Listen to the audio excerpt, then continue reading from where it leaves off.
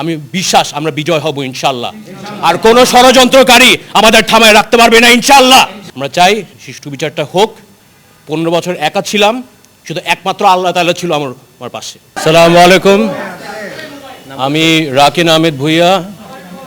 আমি শহীদ জেনারেল শাকিল আহমেদের ছেলে, শহীদ নাজিন আহমেদের ছেলে। পিলখানা হত্যাকাণ্ড যে পরিমাণ ষড়যন্ত্র হয়েছে, 57 দেশপ্রেমিক সেনাবাহিনী অফিসার হত্যা করার জন্য, শুধু বাংলাদেশ সেনাবাহিনী ধ্বংস করার জন্য না, বাংলাদেশ রাইফেল ধ্বংস করার জন্য না, বাংলাদেশের সার্বভৌমত্ব ধ্বংস করার জন্য। পিলখানার ভিতরে আমি বলতে আমার কষ্ট হয়, যে পরিমাণ আমার বাবা মাকে কেমনে মেরেছে আমি বলতে আমার বুকটা ফেটে যায়।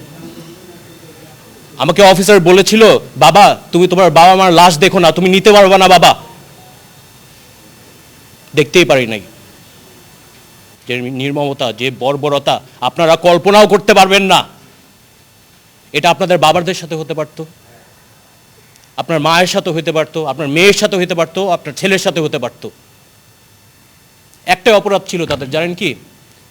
তারা বাংলাদেশকে ভালোবাসতো, বাইরের শত্রু থেকে দেশকে রক্ষা করত। আর ওদের ষড়যন্ত্রে আমার বাবা এবং মা এবং বাকি সব অফিসার এটা শিকার, হত্যার শিকার। দোষ ছিল একটাই, সৎ ছিল। আমি একা একা বড় হয়েছি। 15 বছরে আমার যে পরিমাণ নির্যাতনের সম্মুখীন করতে হয়েছে আপনারা এটা জানেন না। কষ্ট হয়তো বা বলি না।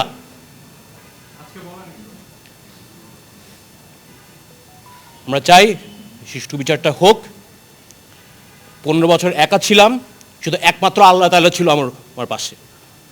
আমি বিশ্বাস আমরা বিজয় হব ইনশাআল্লাহ।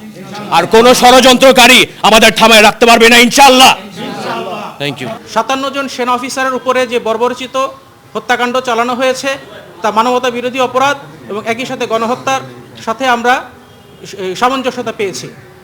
এখানে তৎকালীন অবৈধ প্রধানমন্ত্রী শেখ হাসিনা সহ তার দোসররা রাষ্ট্রীয় স্বাধীনতা সার্বভৌমত্বকে সংকটের মুখে ফেলার জন্য এবং তার স্বৈরশাসনকে দীর্ঘস্থায়ী করার জন্য দুটি বৃহৎ এবং শক্তিশালী নিরাপত্তা বাহিনীকে ধ্বংসের উদ্দেশ্যে এই গণহত্যা এবং মানবতা বিরোধী অপরাধটি সংগঠিত করেন।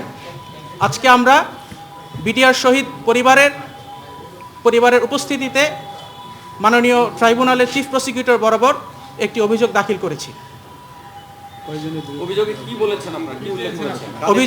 অভিযোগে আমরা 58 জনের বিরুদ্ধে আমরা অভিযোগ দাখিল করেছি, তৎকালীন প্রধানমন্ত্রী শেখ হাসিনা সহ।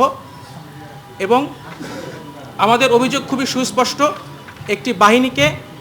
দুটি বাহিনীকে ধ্বংস করে বাংলাদেশের স্বাধীনতা সার্বভৌমত্বকে সংকটাপন্ন করার উদ্দেশ্যে পরিকল্পিতভাবে আওয়ামী ফ্যাসিস্ট মতাদর্শকে প্রতিষ্ঠা করার জন্য দেশপ্রেমিক এবং দক্ষ অফিসারদেরকে খুন করা হয়েছে। তাদের লাশে আগুন দেওয়া হয়েছে, বেয়নেট দিয়ে খুঁচিয়ে তাদের লাশকে ক্ষতবিক্ষত করা হয়েছে, তাদের এবং তাদের পরিবারকে আটক করে জিম্মি করা হয়েছে, লুটপাট চালানো হয়েছে, তাদের উপর আঘাত করা হয়েছে। এই সব কিছুই মানবতা বিরোধী অপরাধ হিসেবে গণ্য হয় এবং একই সাথে যেহেতু সে রাজনৈতিক উদ্দেশ্যকে চরিতার্থ করার জন্য এই হত্যাকাণ্ডটি সংগঠিত করেছিল, এটি গণহত্যা হিসেবেও পরিগণিত হবে। উল্লেখযোগ্য কয়েকজনের নাম জি, উল্লেখযোগ্যদের মধ্যে আছে তৎকালীন প্রধানমন্ত্রী শেখ হাসিনা, তার নিরাপত্তা উপদেষ্টা তারিক সিদ্দিকী, তৎকালীন স্বরাষ্ট্রমন্ত্রী যেহেতু এখন নেই, তৎকালীন আইনমন্ত্রী সহ বিভিন্ন বাহিনীর যারা তৎকালীন প্রধান ছিলেন তারা, এবং আরও কিছু আসামি আছে যারা ওই হত্যাকাণ্ডকে এড়াতে পারতেন কিন্তু না এড়িয়ে তারা এক্সট্রাক্ট করেছে। ওই আসামিদেরকে আমরা ইনক্লুড করেছি।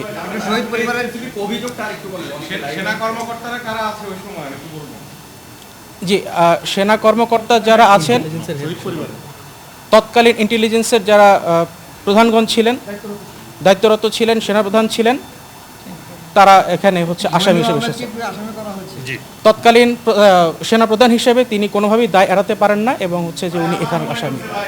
শহীদ পরিবারে কে আছেন? যে শহীদ পরিবার এখানে শহীদ পরিবারে কে আছেন? জি, শহীদ পরিবারের কে আছেন আগে একটু বলেন না। শহীদ পরিবারে কেউ নেই? জি, শহীদ পরিবারদের মধ্যে এখানে আছেন ওনাদেরকে একটু বলতে মিসেস মুজিব, শহীদ পরিবারের জেনারেল জেনারেল শাকিল সাহেবের ছেলে সহ কর্নেল এলাহির ছেলে। জি, আমি এস এম কাশ্মীরুল ইসলাম অ্যাডভোকেট। আমি ওনাদেরকে এই অভিযোগটি দাখিলে সহায়তা করেছি সার্বিকভাবে। শহীদ পরিবারে কি আছেন আপনি আপনি আপনি আপনি উপরে চলে আসেন। হ্যাঁ, জি, আমি এস এম কাশ্মীরুল ইসলাম। জি।